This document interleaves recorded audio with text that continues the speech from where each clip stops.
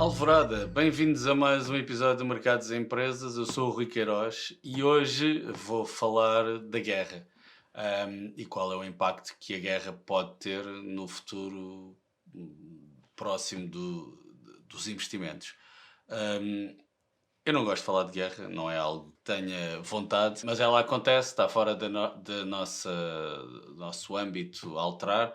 Neste momento existem vários conflitos a decorrer e eu quero-vos falar de três conflitos que estão a decorrer, que são, para mim, os mais importantes e que podem descambar. Podem descambar completamente. Vou falar-vos, o primeiro é o que menos aparece na televisão, menos atrai as pessoas, mas que é muito relevante, que é a guerra do Nagorno-Karabakh. É uma guerra religiosa. Uma guerra religiosa em que nós temos os arménios de um lado, os arménios que são cristãos, têm a sua religião, que é a religião cristã arménia, da igreja cristã mais antiga, que foi a primeira estabelecida, segundo eles dizem.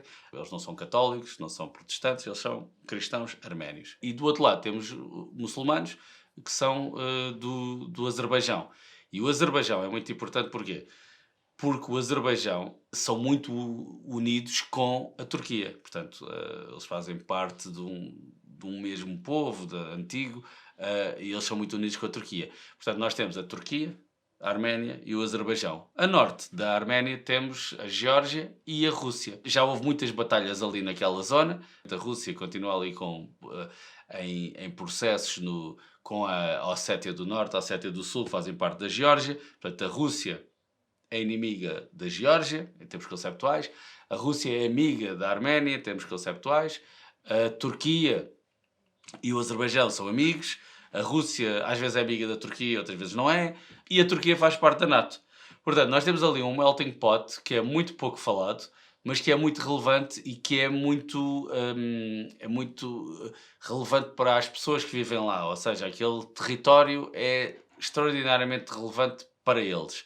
É uma guerra muito de território e de ódios antigos. Não podemos esquecer da Primeira Guerra Mundial e dos arménios, daquilo que os arménios chamaram o genocídio arménio da Primeira Guerra Mundial, em que os turcos, os otomanos na altura, enviaram os arménios pelo deserto para morrerem. Essa versão da história é disputada pelos turcos hoje. De qualquer das formas, são temas muito complicados. Portanto, temos essa guerra no Nagorno-Karabakh. Temos uma segunda guerra, a Rússia com a Ucrânia. É uma guerra por território, mas não me parece que seja tão... É mais uma guerra por poder. É mais uma guerra por queremos que estas pessoas que vivem neste local e que falam esta língua façam parte do nosso país. É mais por pessoas, porque não podemos esquecer que a Rússia tem poucos habitantes, tem só 150 milhões à volta disso, e a Ucrânia tem cerca de 60 milhões de habitantes. Portanto, é uma guerra que é por território, obviamente, mas é uma guerra muito para ter o controle destas pessoas e de recursos, não é? Porque a Ucrânia tem recursos. Portanto, é uma guerra um bocadinho diferente da outra,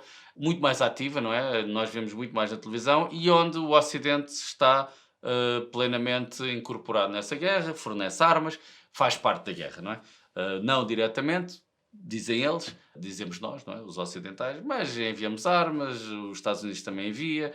Portanto, é uma guerra que muito baseada em mísseis de um lado e para o outro. Também houve mais coisas e muitos crimes de guerra, com certeza, de ambos os lados, com certeza. Temos essa Segunda Guerra.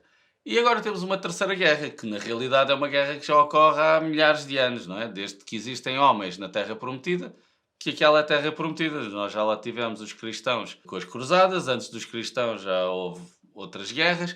Portanto, é uma zona que é a Terra de Deus, não é? Três religiões, as três maiores religiões do mundo, consideram aquela a sua terra, e é uma guerra, parece-me a mais perigosa de todas, claramente. Esta será o que se calhar é mais próximo do que é uma guerra religiosa, porque temos aqui muitos players envolvidos das três maiores religiões do mundo e que estão ativos na guerra. Eu não estou aqui a defender que quem tem razão é A ou B, ou a Arménia, ou o Azerbaijão, ou é a Rússia, ou é a Ucrânia, ou é Israel, ou é a Palestina. Eu não tenho opinião. E nós, como investidores, não podemos ter opinião, ok?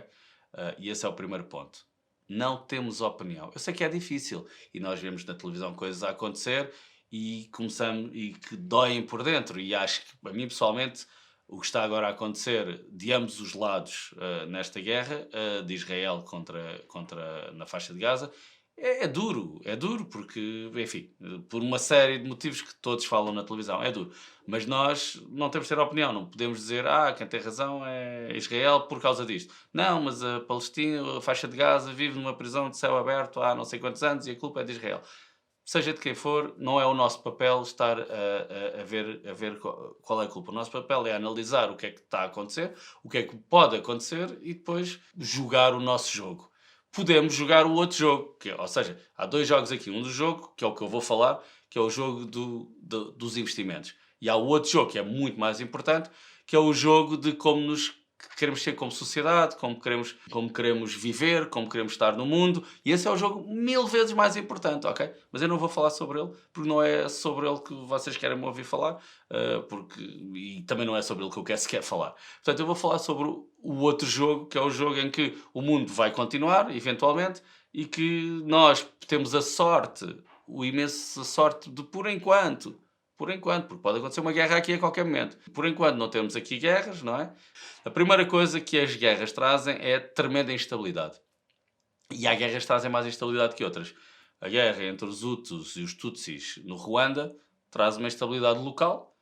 A guerra entre Israel e a Palestina, ou entre a Rússia e a Ucrânia, pode trazer uma instabilidade global. E nós temos vários pontos, aliás, está ali o livro, não é? Nós já falámos sobre alguns pontos e nós já começamos a ver ontem estava a ver a instabilidade entre a China e o Japão. Começam a surgir focos de instabilidade. Primeira Guerra Mundial, Segunda Guerra Mundial, principalmente a Primeira Guerra Mundial foi assim.